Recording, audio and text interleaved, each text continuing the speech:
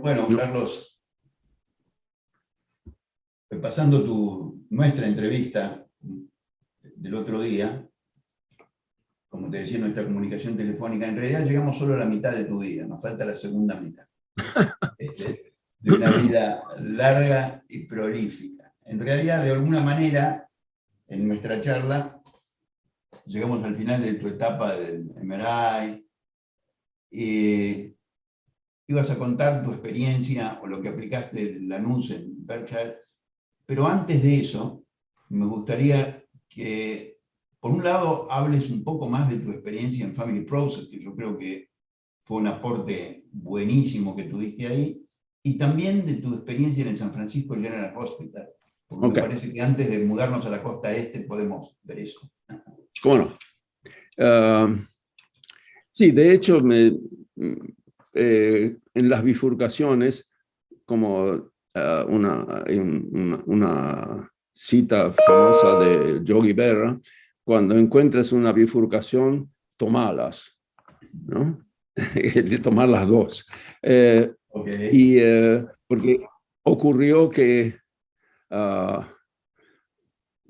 y esto sí que es buena parte, es mera suerte, que cuando en el año 70 y fines del 73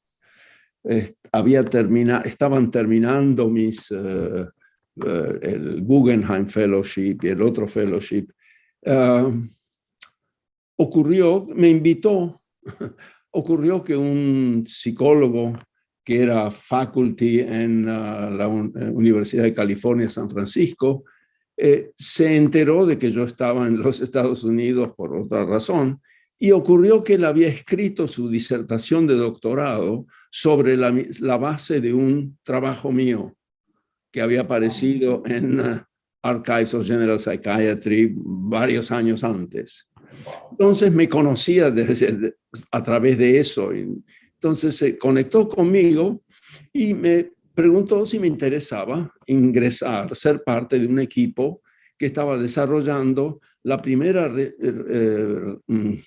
residencia médica, eso es, de entrenamiento de médicos, en medicina de familia con orientación familiar, que todavía hasta entonces no había en los Estados Unidos. Por cierto que dije que sí, y así entré a formar parte de un equipo, que era un equipo de 5, que desarrollamos la estructura de esa residencia en medicina de familia, que tuvo lugar en San Francisco General Hospital, donde creamos una primera eh, clínica de medicina general con orientación familiar y multicultural. El hospital está ubicado en un barrio más bien latino, un poco homosexual, y esta clínica era una clínica para pocos recursos, en otras palabras, que la gente podía ir sin pagar a los servicios o pagando poco. Y empezamos a entrenar a nuevos residentes, eso es gente que terminó la carrera de medicina y el primer año de internship, y que hacen 3 años o 4 años de medicina de familia. En medicina de familia, en términos clásicos, es medicina interna y pediatría y obstetricia y ginecología, son los que se juntaban, pero nosotros lo que queríamos era enseñarles a los residentes a usar una lente sistémica y desde el comienzo pensar en términos de contexto. Se desarrolló así una experiencia de una clínica multicultural donde venía gente de muchos, no solamente muchos colores de piel, sino con muchas orientaciones, hasta, por ejemplo, hubo una inmigración de Laos, de una tribu de Laos, los Hmong, que fueron traídos a los Estados Unidos porque durante la guerra de Vietnam habían operado como ejército de la CIA fuera del país, es una cosa por el estilo. Entonces, la comunidad Hmong era una de las que acabó siendo pacientes nuestros, gente de una distancia cultural con la de los Estados Unidos enorme, lo que permitía enseñar a los estudiantes a cómo pensar en términos transculturales y operar así. Así como hacíamos admisiones con toda la gente que venía con el paciente. Entonces, cuando venía un nuevo paciente a la clínica, sí, en lugar de hacer pasar al paciente y los otros esperar afuera, los juntamos a todos, hacíamos la admisión ahí para problemas que fueran. Y podían ser de un niño, de una persona mayor, dolor de cabeza, lo que fuera. Desde el punto clínicamente hablando. Lo hacíamos con vidrio unidireccional, eso es con una cámara de Gesell, por así decir, que lo construimos a propósito para este fin. Entonces, a veces yo hacía una entrevista, hacía la entrevista y los residentes miraban, otros lo hacíamos conjuntamente, otras veces los pacientes, el residente trabajaba con los pacientes y nosotros hacíamos comentarios después. Y mientras tanto, además, le enseñaba de una manera regular a pensar familia, pensar en términos de contexto en general. Fue una experiencia estupenda. Sí, y muchos de los residentes de esa primera olada de residentes acabaron en posiciones importantes en los Estados Unidos luego, dispersando este tipo de enfoque, ¿no? Había unos cuantos de la élite que acabaron haciendo psiquiatría, eso hicieron una segunda formación en psiquiatría porque acabaron convencidos de que el mundo psicosocial tenía tanto peso que merecía ser designado especialmente. Designado.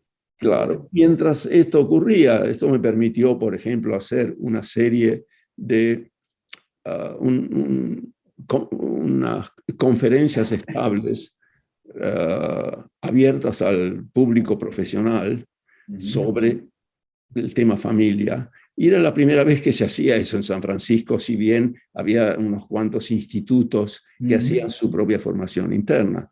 Y esto no le cobraron, estaban invitados todos los profesionales del mundo de la salud mental, que no tenían, inclusive no asociados a nuestro programa. Así fue una difusión, propagación de las ideas sobre familia y gente invitada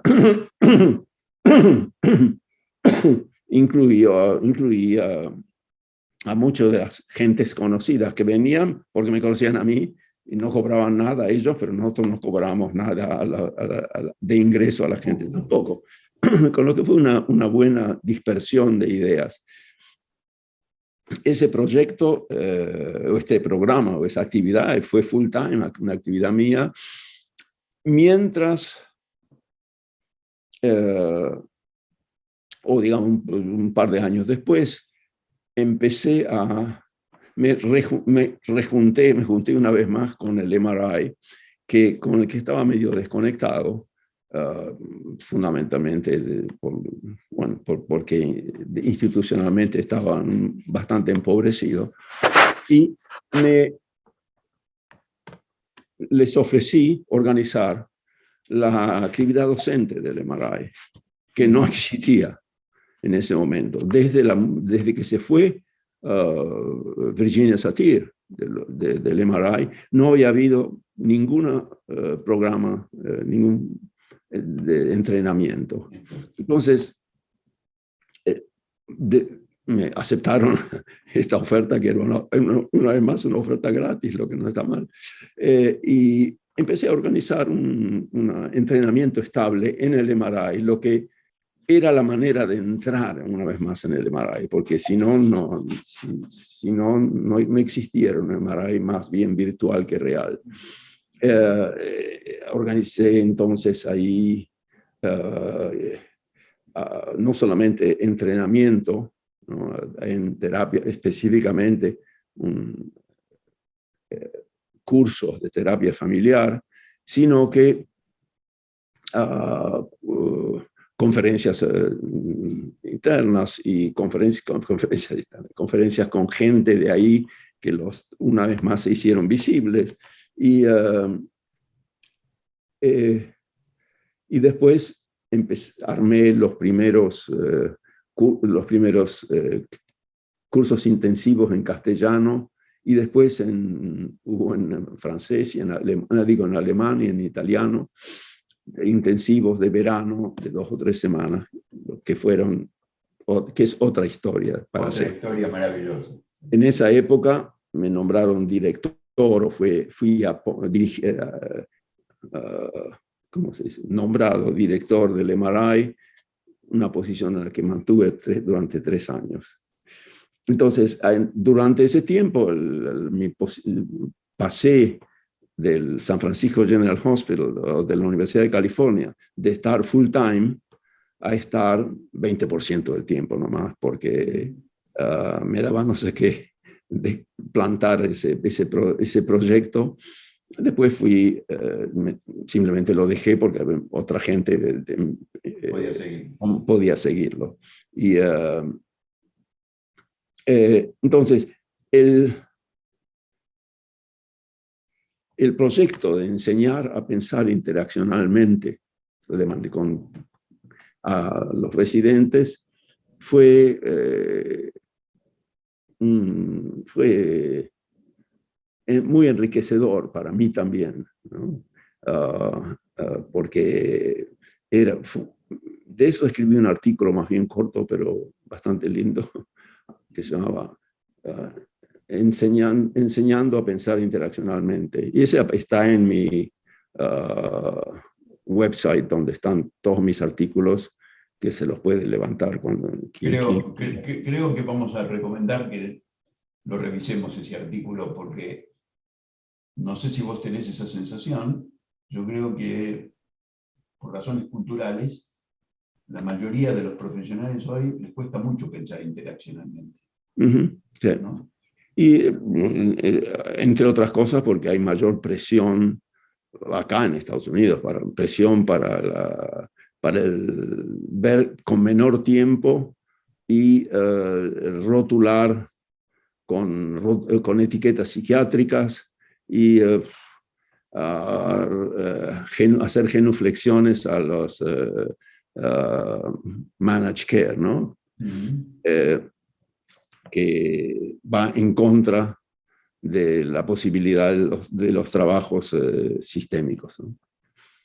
Bueno, eso fue San Francisco General Hospital, y este programa de la universidad siguió después por un número de años, pero yo me desconecté de eso porque seguía mi vez por otra bifurcación. En cuanto a Family Process, no sé si conté la vez pasada cómo empecé con la conexión. ¿La comenté o no? No, fue muy gracioso. En el año, yo estuve en el MRI como visiting fellow y como visitante, por así decir, durante 3 meses en el año 65, 66 y después en el año 67 o 60, algo así, que durante un par de meses, 3 meses la primera vez, 3 meses la segunda, después 2 meses, y mientras seguía viviendo en la Argentina, ¿verdad? En el año 68, creo que fue, murió Don Jackson, el director del MRI. Murió a los 49 años. Era el Golden Boy, era un tipo extraordinario y considerado con promesa increíble. con eso se dispersó el MRI totalmente en esa época. Y se dispersó en parte porque el director interino, el que se hizo a cargo, era un tipo bastante paranoico y pusilánime, que no quiso hacer homenajes a Jackson ni hacer muy visible su muerte, porque la mujer de Jackson se estaba divorciando. Jackson, había una gran pelea con su mujer, entonces no querían lo que fuera. Con lo que no hubo cierre ni duelo por la muerte de Jackson en el MRI y en mí especialmente. Ese mismo año, tal vez un año después, vi en Family Process, en el número 2 o 3 de Family Process, un anuncio de que Jay Haley, el director de MRI, el primer editor de Family Process, quiero decir, que estaba organizando un First Don D. Jackson Memorial Conference, primera conferencia en memoria de Jackson. Yo le escribí una carta, en esa época carta era lo único que se decía, diciéndole, fantástica idea, desde Buenos Aires, ¿no? Diciendo, fantástica idea, Jay, me encanta que me des detalles porque voy a ir, siento la necesidad de ir a participar en eso como que Jackson lo merecía, etcétera, etcétera. Y él me contestó, Jay, que era un cowboy muy lacónico, me contestó una carta lacónica diciendo, lamento, Carlos, pero es una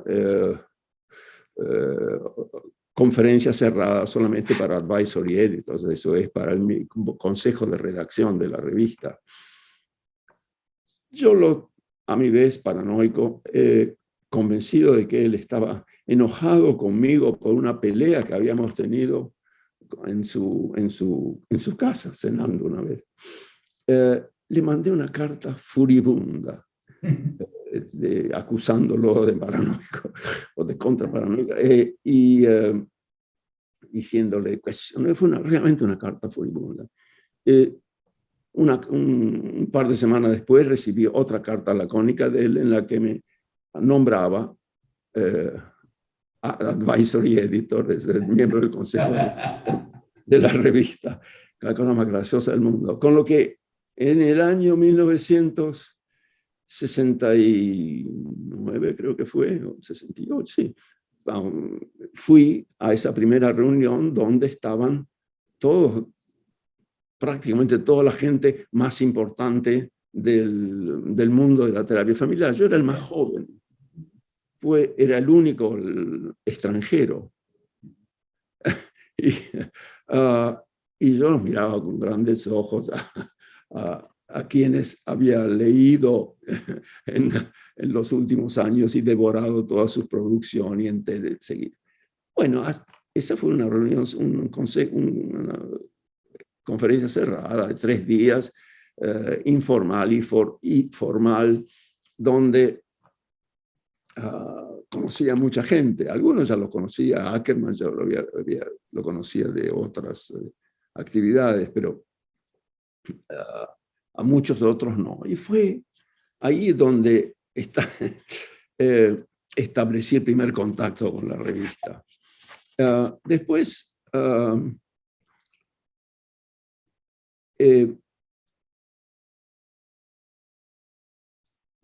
pasando, ya me había ido a Estados Unidos, estaba 10 años después o 12 años después, mi gran amigo, mi amigo más querido de todo ese mundo y en los Estados Unidos, que era Don Bloch, acabó siendo director del Ackerman durante ese tiempo. Además, él fue el editor, eso es, el editor en jefe de Family Process después de Jay Haley, ¿no? Y él fue editor por qué sé yo cuántos, 10 años, 8 años por el estilo. Y después me propuso a mí como como editor en jefe, una vez que él terminaba sus 2 términos, que fueron lo que hizo. Cosa que, por supuesto, acepté amablemente. Entonces, durante la época después del MRI, durante todo el tiempo en que estuve en los Berkshires, fui editor de esta revista. Esta revista fue la primera revista sobre terapia de familia. No había ninguna otra al respecto. El consejo de redacción de la primera época incluía a buena parte de los psiquiatras que uno conoce, entre comillas, además de jefes de departamento de psiquiatría sumamente influyentes e importantes, jefes de los sectores de investigaciones del Instituto Nacional de Salud Mental, y varios sociólogos y antropólogos que trabajaban en el tema familia. Así, extremadamente rico como grupo. Hace poco escribí un artículo sobre la base de una fotografía de ese grupo, describiendo quién es cada uno, y que salió en una revista brasileña, creo. También aparece, a quien le interesa que puede aparecer, lo buscan en Family Process. Cuando tomé Family Process, ya Family Process estaba en un proceso de expansión, junto con la expansión de la terapia familiar hacia Europa, donde los europeos, al principio, buena parte de los europeos, que acabaron siendo gente visible en el diálogo, se hicieron tiempo de formación en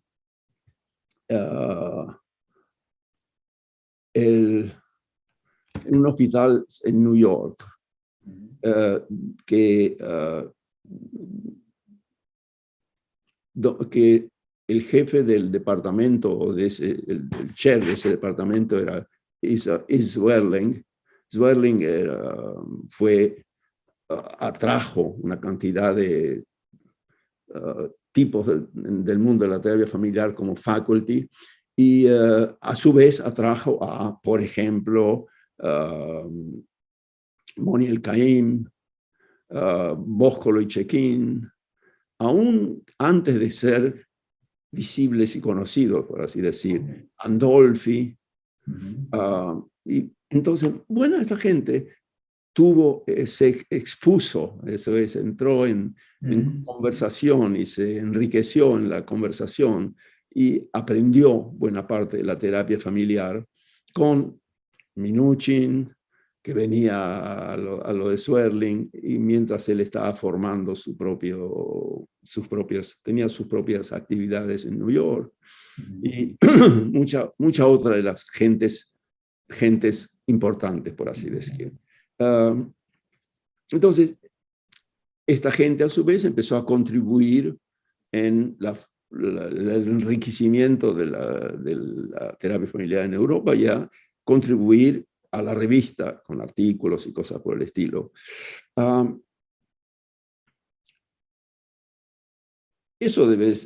Mientras que en la contribución latinoamericana era yo. Escribí varios artículos que salieron en Family Process, aún antes de tener,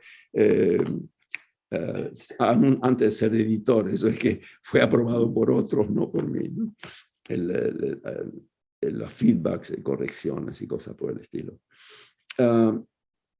Entonces yo lo que traté de hacer es de expander las contribuciones de gente, tanto europea como latinoamericana. Don Bloch, para esa misma época más o menos, creó un par de conferencias estupendas que se llamaban el Puente Este-Oeste, porque se invitó y incluyó y ocurrieron en detrás de la cortina de hierro. La primera fue en Praga, por ejemplo, ¿no? Y eso fue una de las contribuciones realmente importantes de Bloch, porque abrió el diálogo con montones de gente que de una u otra manera estaban pispeando del otro lado de la cortina a lo que se escribía pero no, en el oeste, pero que no tenían acceso personal. Entonces eso se transformó en una posibilidad de diálogo sumamente importante, ¿verdad? Y a mi vez, durante la época en que yo fui editor, yo traté de hacer lo mismo con diversa gente en el mundo latinoamericano y en la Europa del Sur, que había estado media dejada de lado. Y entre tanto, estaban ocurriendo cambios importantes en el mundo de la terapia familiar, con la aparición del equipo de Mara Selvini, eso es con Chiquín, Bosco, por supuesto Mara, que ya habían venido a Estados Unidos antes de ser conocidos, habían estado en el Ackerman, habían estado en el MRI, en mi época, y donde hicieron conferencias y cosas por el estilo, y con sus artículos importantes y después el libro Paradoja y Contraparadoja, que generaron un nuevo foco de atención en el trabajo terapéutico que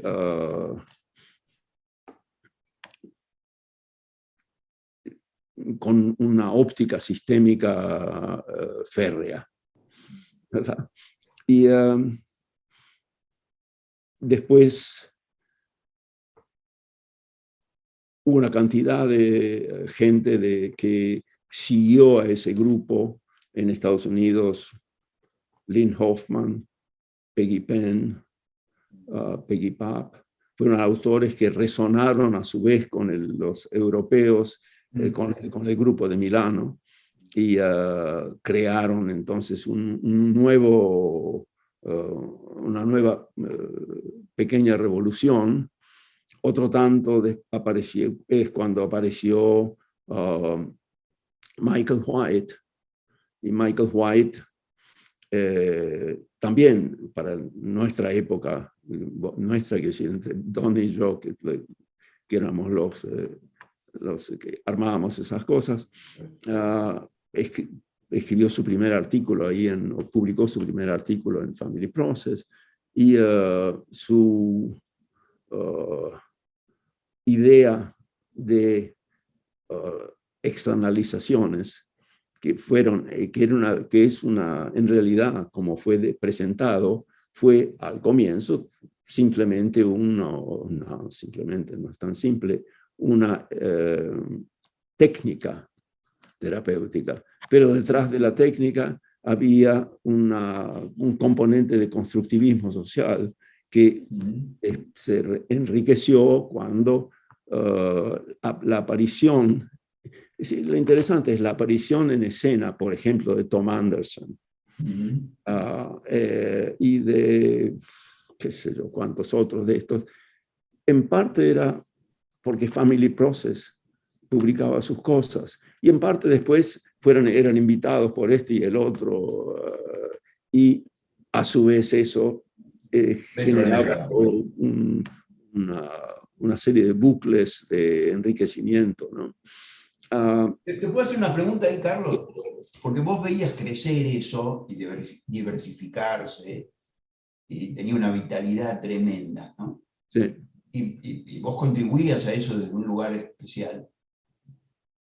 ¿Y qué te pasaba a vos con eso, verdad? Porque iban floreciendo distintos modelos, ¿verdad? Vos, mientras todo esto iba apareciendo, ¿qué pasaba con tu pensamiento, no?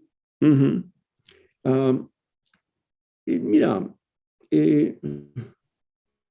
por una parte, mi posición en general es una posición de tipo no excluyente, mi posición conceptual, ¿no? Eso es de que estas nuevas ideas no tenían por qué pelearse necesariamente con las ideas anteriores.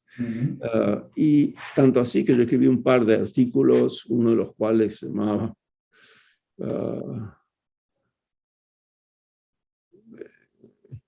Estructura, proceso y construcción de la realidad.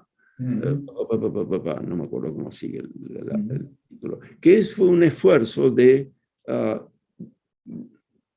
transmitir la noción de que diversos niveles de análisis de fenómenos tales como la acción familiar no requieren que uno elimine uno para poder ver el otro, que de uno y el otro se trata de diferentes lecturas de mismos procesos y aún más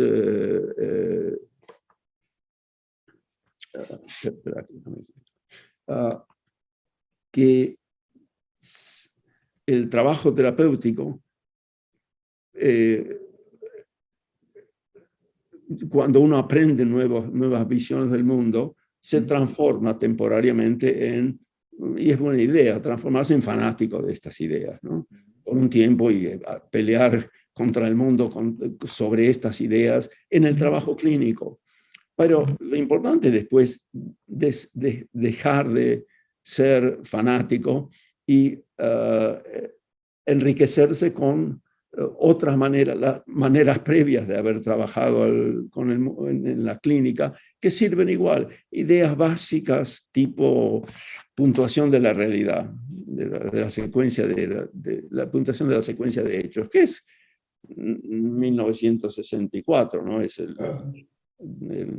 pragmatic, teoría de la comunicación. Seguían estando en la base de muchas de estas nociones y al mismo tiempo solamente existían si uno las miraba, si uno las veía, o si uno les prestaba atención. Y lo mismo pasa con muchos otros de estos planteos conceptuales en su relación con el trabajo clínico. Mucha de la gente que aprendió terapia estructural con Minuchin y su equipo en la Child Guidance Clinic en Filadelfia, se hacían nada más que terapia estructural, que se parecía a una especie de imitación de lo que Minuchin hacía en la época temprana del trabajo estructural. Y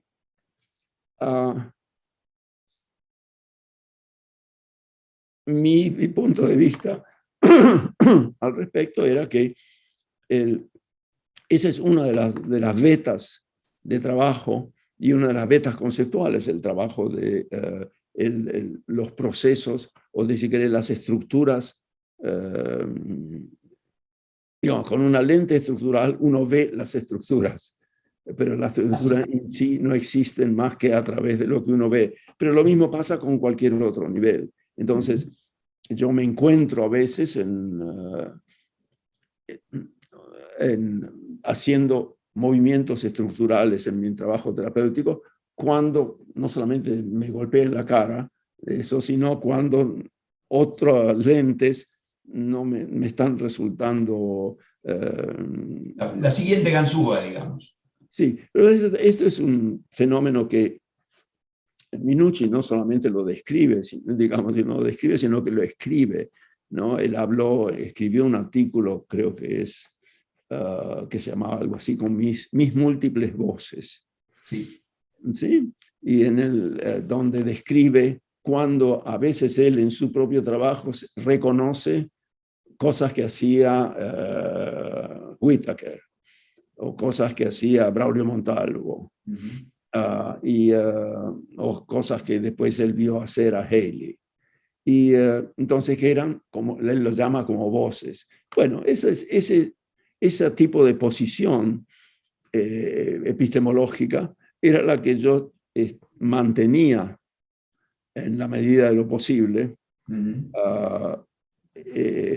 durante todo ese tiempo y en tiempos subsiguientes también, ¿verdad? Lo que a veces es muy difícil, son difíciles de sostener, porque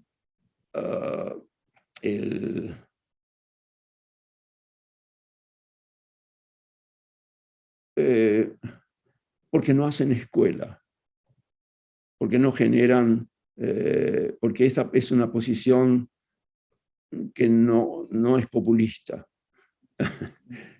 y que es más incómoda, genera más inestabilidad en quien trabaja en la clínica, por así decir, ¿no?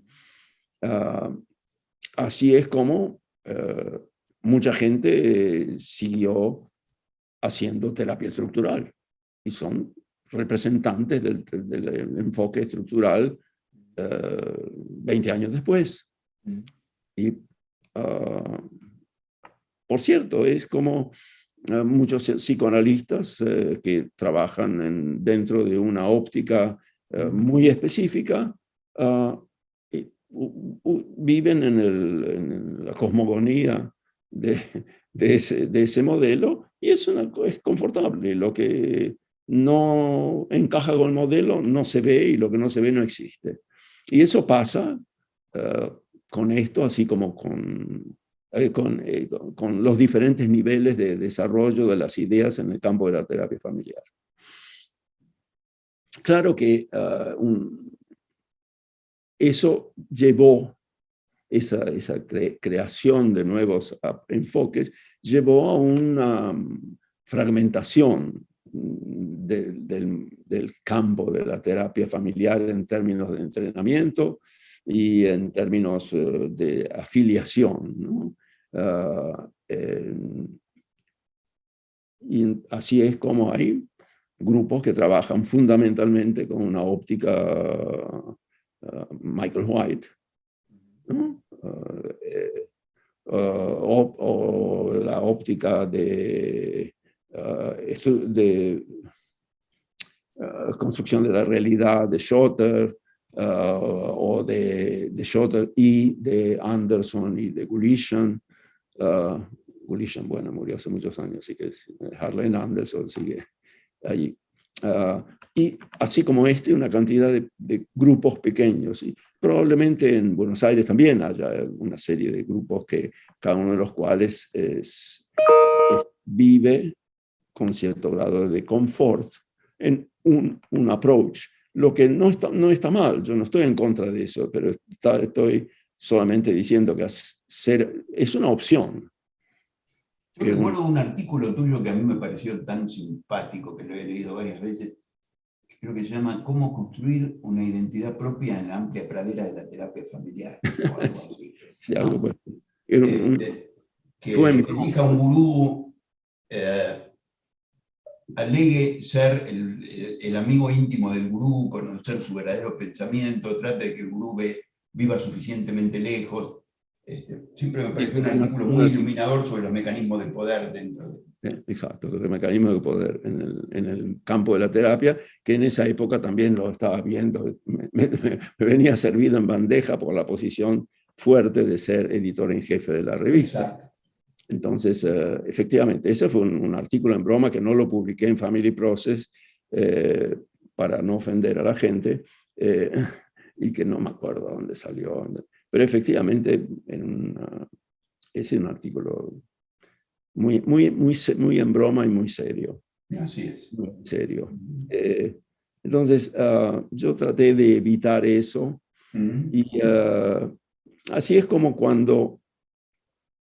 Con mucho éxito diría, porque yo no sé si hoy en día, o por lo menos desde hace muchos años, Yo creo que todo el mundo en el campo de la terapia familiar sabe quién sos y te respeta, y no creo que nadie piense que sos representante de una escuela en particular, que no es poco éxito, ¿no? No, no, y inclusive estuve participando en un webinar, en un curso de discusión sobre el tema de refugiados, en proceso de refugiados, ¿no? De terapia en refugiados. Y muchos citan un artículo que escribí, creo, en el año 1974, que es el primer artículo sobre ese tema que salió en Family Process, ¿no? Ahí, Carlos, disculpame que te interrumpa, migración pero y hay conflicto social. una cuestión, por lo menos en mi mirada, ¿cómo te diría? Hubo un par de décadas extremadamente creativas, ¿sí? Como es lógico, después eso se aplacó un poquito. ¿En el campo o en mí? Yo creo que en el campo, para serte franco, a lo mejor en vos también. Sí. A lo mejor en vos también, porque esa vitalidad, esos años vitales en los que vos fuiste protagonista, partícipe, espectador, ¿sí? Esa experiencia en el San Francisco General Hospital, que te debe haber enriquecido en temas personales de una manera extraordinaria, porque Ajá. todo eso vuelve, ¿verdad? Y amplía tu pensamiento. Yo creo que, bueno, después, quizás justamente por los egos de una cantidad de gente y cierto dogmatismo, yo creo que cuando te volvés muy dogmático el campo pierde fuerza, porque si cada uno tiene la verdad, ninguno tiene la verdad, y sin la verdad no llegamos a ninguna parte. Sí, absolutamente. ¿No? Pero vos seguiste, contanos un poquito qué pasó después en Berkshire, ¿no? Después de los Berkshires. Bueno, después de los Berkshires, donde estuve más o menos 10 años en el servicio, y finalmente, desde el punto de vista comunitario, armé los comienzos de una afiliación entre el hospital, que era un privado, ¿no?, sin fines de lucro, y el servicio público, que fue toda una revolución dentro de los Berkshires. Al mismo tiempo, o un poco después, en parte porque le habían ofrecido a mi mujer una posición en una universidad, y en parte porque ya había cumplido mi ciclo a mi criterio en los Berkshires, me ofrecieron una posición como jefe de servicio de psiquiatría del hospital principal en Santa Bárbara, lugar precioso para vivir. Yo te visité ahí, increíble lugar. Increíble, sí. Aburrido, pero hermoso. Muy para los recién casados o para los que están por morirse, como decían ahí. Donde fui jefe de un servicio de psiquiatría al que también desarrollé de diversas maneras en términos clínicos y en términos de recursos comunitarios, fundamentalmente, que era la otra línea. En esa época todavía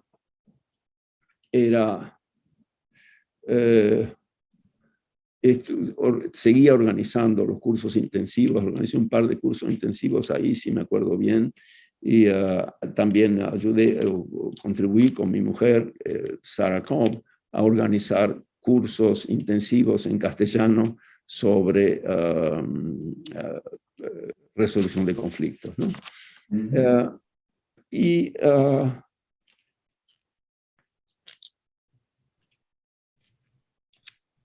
En esa época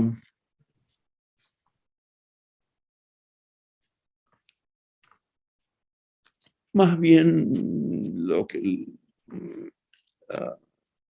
no tuve un grupo de referencia particular, más que estaba bastante conectado con el grupo de Milano, especialmente éramos muy amigos con Cecchin y con la gente, con otros grupos italianos también.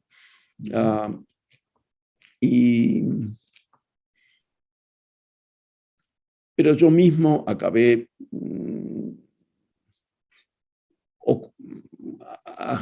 cambiando un poco la óptica y desarrollando más los modelos sobre la red social, ¿no? No, porque ahí hubo un cambio, ¿no es cierto? Pasaste de lo clínico, siempre fuiste muy psicosocial, Sí. pero ahí fuiste más hacia lo social, ¿o estoy equivocado? No, no, para nada. Esa época coincidió con bastantes pequeños trabajos que hice en derechos humanos y estuve envuelto en actividades en Kosovo, por ejemplo. Una pequeña anécdota al respecto. Kosovo, ¿se acuerdan que Kosovo era una provincia de Serbia? ¿No? Sí, Bosnia, Serbia. Uno de los lugares de limpieza étnica. De Bosnia. Bueno, y se acabó en una lucha que finalmente, durante bastante tiempo, Kosovo estuvo bajo el dominio turco y después otra vez fue incorporado a Serbia, creo que es. Pero acabaron en una guerra en la que finalmente los Estados Unidos intervino de una manera muy quirúrgica, mandando cohetes desde submarinos en el Mediterráneo que pegaban exactos sobre los cuarteles generales de uno u otro grupo, de modo de decirle, tienen que hacer a charlar, sí. Una tregua. Durante esa tregua, que después se condujo a la producción, a la creación de la República de Kosovo, durante esa tregua ocurrió que, por ejemplo, los serbios juntaron a todos los pacientes psiquiátricos que eran graves en hospitales, en asilos, que eran de origen kosovar, y lo traían al borde y los mandaban del otro lado. Con lo que Kosovo se encontró con 5 psiquiatras y un servicio de psiquiatría en el hospital principal y con cientos pacientes psiquiátricos flotando por ahí como homeless, ¿no? O están teniendo que inventar pequeños asilos. Entonces, un equipo en el que yo participé,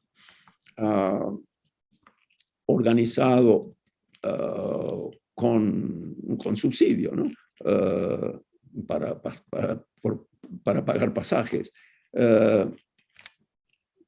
organizado conjuntamente o apoyado conjuntamente por la Asociación Norteamericana de Terapia Familiar y un par de otras organizaciones, fuimos a Kosovo a trabajar con el Departamento de Psiquiatría y con los servicios psiquiátricos públicos, cómo organizar servicios psiquiátricos con orientación familiar.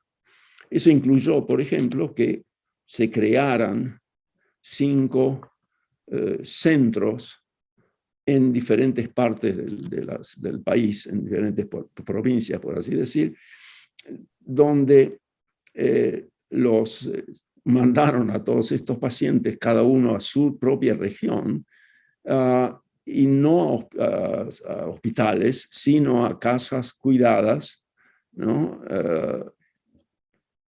Asociadas a nuevos centros de community mental health, de salud mental comunitaria, que los cuidaba a ellos y los entrevistaba, los juntaba con sus familias, los incorporaba en trabajo conjunto con ellos, etcétera, etcétera. Fue interesantísimo el trabajo y requirió bastante esfuerzo y bastante gente haciéndolo, ¿no? Yo estuve un tiempito ahí, pero todavía estaba como jefe en Santa Bárbara, así que no me podía quedar jugando ahí. También participé en una investigación en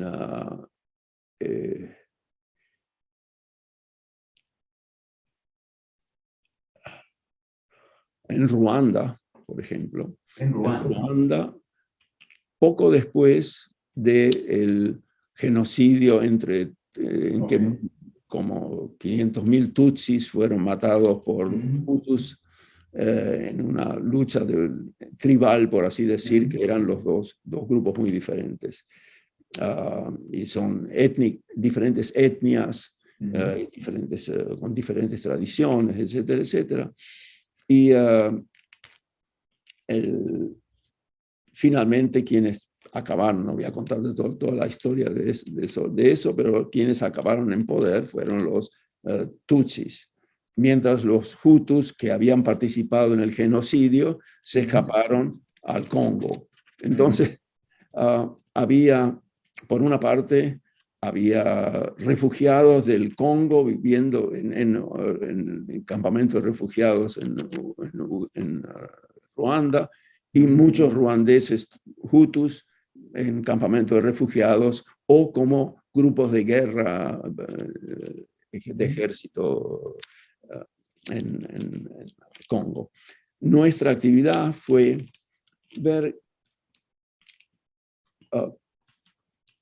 entrevistar y participar de actividades con grupos de mujeres que se habían formado empresariales de alguna manera o de sobrevida, que eran viudas del genocidio. Eso es, cuyos maridos habían sido matados a machetazos en general durante la guerra. Bueno, no fue una guerra, fue realmente una matanza. Y estudiar la dinámica de estos grupos y ver si había grupos que eran mixtos, hutus tutsis, o eran simplemente un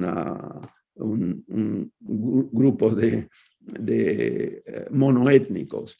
Ese tipo de trabajo tenía como objeto, en realidad, fundamentalmente, orientarlos hacia una posición colaborativa en lugar de enfrentamiento entre estos mismos como cola de la guerra. Pero déjame que te interrumpa ahí de nuevo un minuto, porque a mí lo que me maravilla de tu trabajo, hay una distancia gigantesca entre ver a alguien en el consultorio, y cuando digo alguien puede ser una familia también, ¿no es cierto? Haber pasado por todas las versiones del DSM, no importa cuál, y crear modelos interaccionales de pensamiento, a intervenir de alguna manera en Kosovo.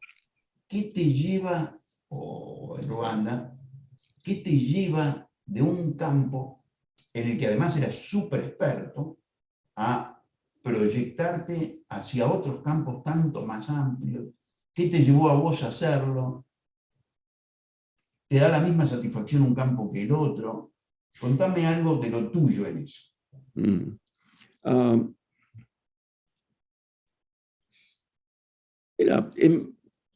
En realidad mi interés sobre el tema es un tema precede un poco a todo eso. Mientras vivía en Berkeley, en mi primera época en Estados Unidos, después, durante la época de la dictadura en la Argentina y también en Chile,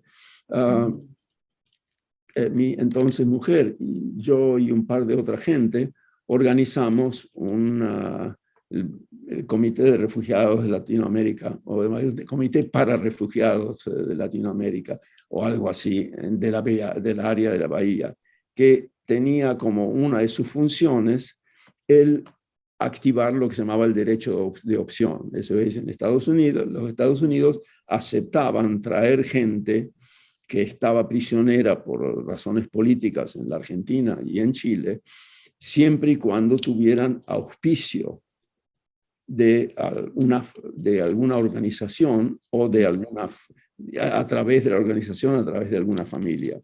Y así es como una cantidad de gente que había estado prisionera y antes torturada, etcétera, etcétera, en la Argentina y en Chile, vinieron al área de la Bahía con nuestro auspicio. Entonces, yo estaba bastante envuelto en elementos sobre,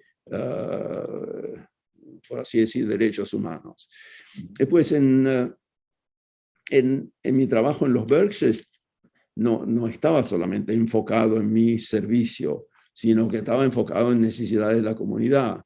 Y, por ejemplo, los pacientes psiquiátricos más graves, entre comillas, si querés, que necesitaban o no tenían otra salida que ser hospitalizados involuntariamente por estar muy desorganizados y violentos, etcétera, etcétera. Cuando llegué ahí, todos estos pacientes podían pasar por la emergencia del hospital, donde yo había desarrollado el equipo de emergencia psiquiátrica,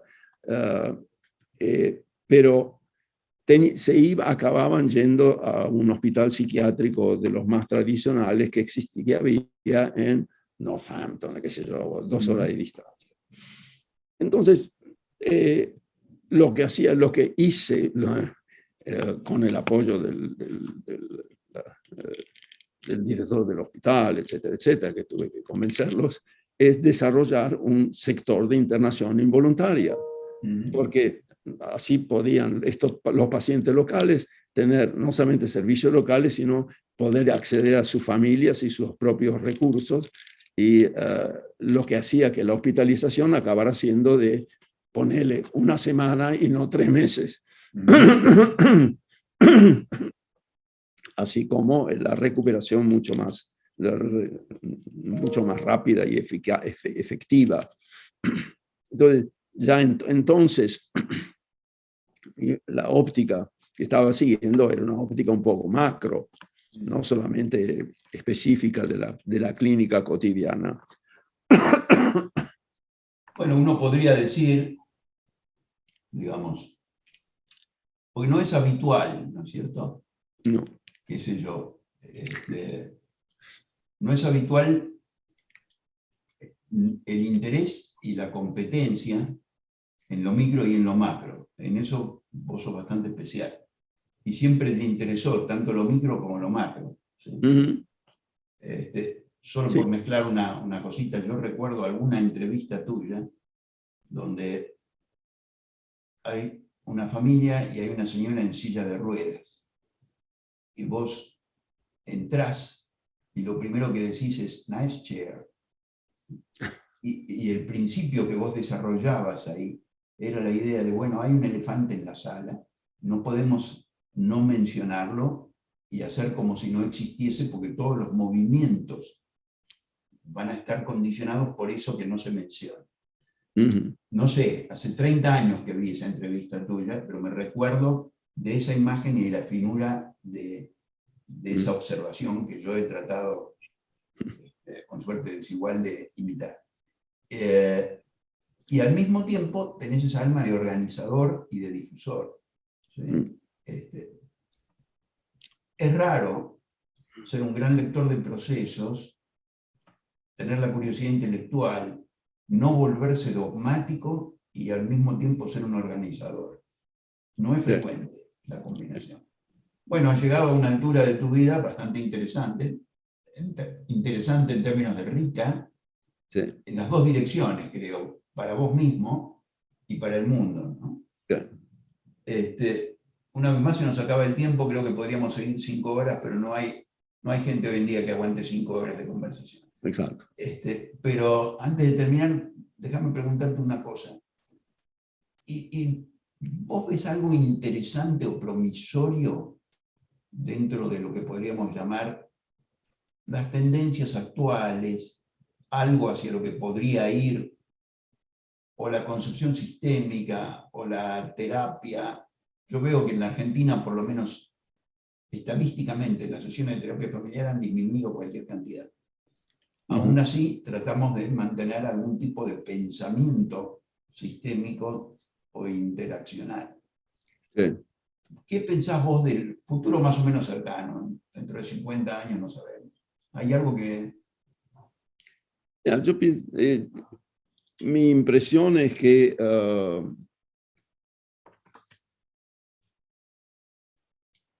en primer lugar, de que las evoluciones ocurren en ciclos y que es posible que alguien invente la terapia familiar dentro de 20 años,